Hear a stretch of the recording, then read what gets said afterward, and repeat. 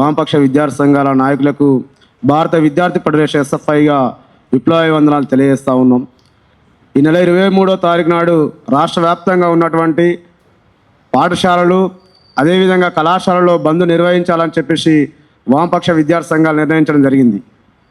తెలంగాణ రాష్ట్రం ఏర్పడిన తర్వాత తెలంగాణ రాష్ట్రంలో ఏదైతే కేసీఆర్ గారు 10 సంవత్సరాల పరిపాలనలో విద్యారంగాన్ని మొత్తం నిర్వీర్యం చేశారు, విద్యారంగ సమస్యలు పరిష్కరించలేదని చెప్పేసి కాంగ్రెస్ ప్రభుత్వం అధికారంలో తీసుకురావడం జరిగింది.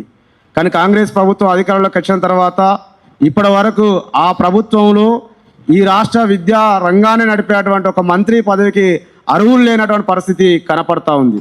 అందుకనేమో ఇప్పటి వరకు కూడా మంత్రిని ఏర్పాటు చేసిన పరిస్థితి లేదు. మరి విద్యాశాఖకు మంత్రి లేకుండా ఇవాళ పాఠశాలలో నెలకొన్న సమస్యలు పరిష్కరించాల్సిన అవసరం ఉంది.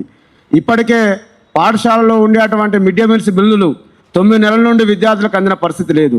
ఇవాళ 6 నుండి 7 రూపాయలు ఇచ్చి ఒక పూట భోజనం చేయాలని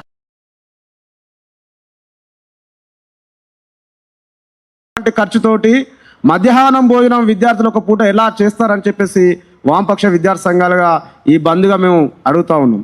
అదేవిధంగా ఏదైతే జూనియర్ కళాశాలలో కనీసం డస్టర్ కొనుక్కోవడానికి, బోర్డు క్లీన్ చేసే డస్టర్ కొనుక్కోవడానికి డబ్బులు విడుదల చేసే పరిస్థితి లేదు. రూమ్స్ క్లీన్ చేయడానికి స్లీపర్స్ లేనటువంటి పరిస్థితి ఉంది. ఇవాళ క్లాసులు బోధించేటువంటి లెక్చరర్స్ లేనటువంటి పరిస్థితి ఉంది. కనీస మౌలిక వసతులు లేనటువంటి పరిస్థితి కనపడతా ఉంది.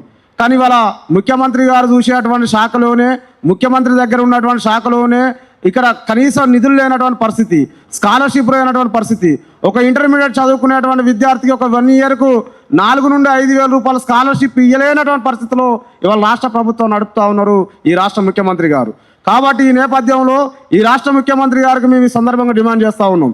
ఏదైతే పాఠశాలలో ఉండేటువంటి మిడ్ డే మీల్స్ యొక్క ఇచ్చేటువంటి రేటు కాదు, పెరిగిన ధరలకు అనుగుణంగా రేటు పెంచాల్సినటువంటి అవసరం ఉందని చెప్పేసి ఈ సందర్భంగా డిమాండ్ చేస్తూ ఉన్నాం. అదేవిధంగా అప్పుడు ఏదో కొన్ని పోస్టులు మాత్రమే, ఏదైతే ఖాళీగా ఉన్న ఉపాధ్యాయ పోస్టులు భర్తీ చేస్తామని కొన్ని భర్తీ చేసిన పరిస్థితి ఉంది. కానీ ఇప్పటి వరకు అందులో పూర్తి స్థాయిలో భర్తీ చేసిన పరిస్థితి లేదు. వీళ్ళు భర్తీ చేసినప్పటి నుండి ఇప్పటి వరకు మళ్ళీ 20%, ఎందుకంటే గత ప్రభుత్వం చేసినటువంటి పాపం ఏదంటే ఉపాధ్యాయులను 3 సంవత్సరాలు వాళ్ళ యొక్క పనిని పెంచి ఉంచినటువంటి పరిస్థితి భాగంగా 20% మళ్ళా ఉద్యోగులు రిటైర్డ్ అయిన పరిస్థితి ఉంది. కాబట్టి ఈ నేపథ్యంలో ఇవాళ మండలాలలో ఎంఈఓలు లేరు, జిల్లాలలో పర్మనెంట్ డిఓలు లేరు. ఇవాళ మొత్తం విద్యా వ్యవస్థ మొత్తం గందరగోళంలో చేరిన పరిస్థితి ఉంది.